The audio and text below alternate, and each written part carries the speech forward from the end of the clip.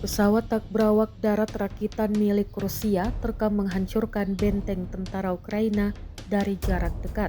Rekaman momen serangan tersebut diunggah di Telegram pada Jumat 28 Februari 2025. Dalam keterangan unggahan disebutkan, sebuah pesawat tak berawak tempur milik Rusia terekam menghancurkan benteng tentara Ukraina dan membantu menyelamatkan nyawa prajurit Moskow selama serangan di Jalan Raya Ukledar. Tembakan demi tembakan tampak jelas diluncurkan kendaraan tersebut. Rekamannya pun kini telah menuai berbagai komentar dari warganet.